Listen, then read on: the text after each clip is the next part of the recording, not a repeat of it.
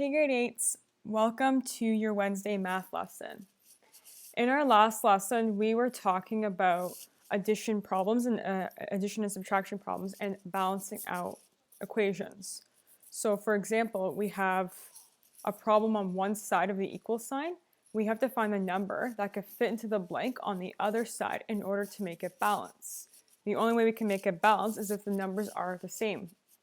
So if we look at this problem right here, I can't figure out this blank side without being able to figure out what this side is. On this side, I have 60 plus 15. 60 plus 15 equals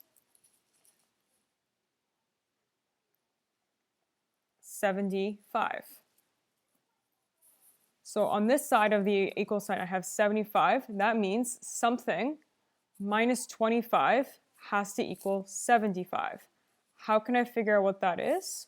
Well, the answer I can use from this side, I can add it to this side. So if I do 75 plus 25, that gives me 100. 100 minus 25, if I punch that into a calculator, if I count it out, 100 minus 25 equals 75. So my answer for this question here is 75 equals 75. The reason why I added the two answers together is because I know that this answer here equals 75 on this side of the equal sign. I know that already because the number is already given to me. On this side, I had to minus something. I had to minus something by 25 in order to get that 75 because I know the answer has to be 75. So if I add 75 plus 25, that will give me the answer because I'm doing the opposite operation in order to figure out what the answer would be. On this side, I have 72 minus 13 equals 15 plus something. How can I figure out what that is? First of all, I need to figure out what this side of the equal sign is. So 72 minus 13 gives me 59. So this side of the equal sign equals 59. So 15 plus something equals 59. The easiest way to do that is to do 59 minus 15. I'm doing the opposite operation from that plus sign because if I do 15 plus whatever the answer is from this, that will give me 59. So 59 minus 15 gives me 44. How can I check to see if that's right? If I do 15 plus 44, does it equal 59? It does. So I've balanced this equation with 59 equals 59. And you see how, again, we did the opposite operation. So we did adding here and we did subtracting over here. On this side, we have addition as well. What do you think we're going to have to do in order to find the answer? So let's try it out. We have this side of the problem with no blanks. We have to do 49 minus 10. So 49 minus 10 is equal to 39. So something plus 11 is equal to 39 because it has to be the same number on this side. I have to do the opposite operation from that addition. So I take my 39 that I got my last answer and I minus 11. 39 minus 11 gives me 28. How can I check to see if I'm right? I do 28 plus 11. Does it equal 39? It does. So in this case, I have 39 is equal to 39. All right. So now we've done problems where the unknown is a blank. So we've done 15 plus blank equals, if we found out what this answer was, it was 17. So we've gotten used to the idea of an unknown being a blank. Here's something else that sometimes will not be represented. So when you're looking at algebra and you look at more complex problems, that number, that missing number, may not always be a blank. Sometimes it can be a symbol, and very often you'll see a letter. So this is where letters in math come into place. So if I did 15 plus blank is equal to 17, that would be the same as 15 plus t equals 17. What you're trying to do is, in this problem, you're trying to figure out what that blank is and what to put in spot of that blank. What you're doing this time around is you're just finding out what that letter stands for. It's the same process. So let's try this out. 15 plus blank equals 17.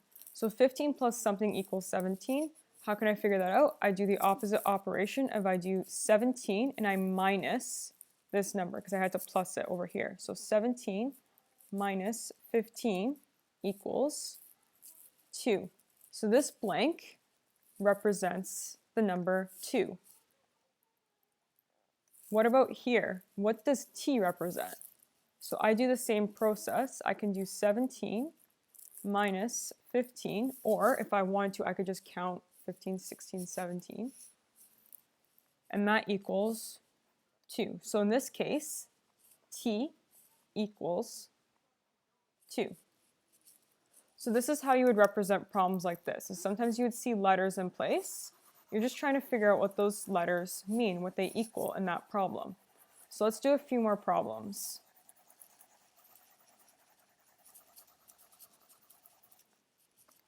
We are doing 23 plus m equals 38. So 23 plus something equals 38. How can we figure out what that is? Well, I can count 23, 24, 25, 26, all the way up to 38.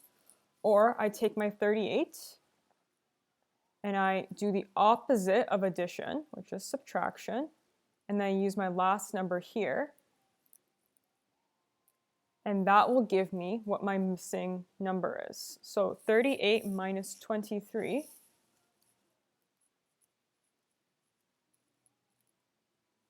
equals 15. So m is equal to 15. How can you check to see if it works? What you do is instead of leaving the letter there, you plug in the number. And I'll show you what I mean by that. You take your 23, you add your number that you got, which is 15. Does it equal 38? So 23 plus 15, yep, it equals 38. So this is how I know I am correct. You basically are plugging in the number to check to see if you are correct. So we figured out what that letter stands for, and then we plugged in that number that we got to see if it was correct. Let's do a couple more problems. Let's do a subtraction this time. So let's do q minus 22 equals 85. How can I figure out what q it represents? Well, like we said before, I do the opposite operation. So I take my 85, I use my answer, and I do the opposite of the subtraction, which is adding, and I add 22. What number does this give me? This gives me 107. Okay, so our 107, that means Q equals 107. How can I check to see if it's right? I plug in that number, 107, where the Q is on the original problem, minus 22 equals 85. Does that work? Is it true? 107 minus 22? 107 minus 22 is equal to 85. So that's how I know I am correct. We're going to do one more.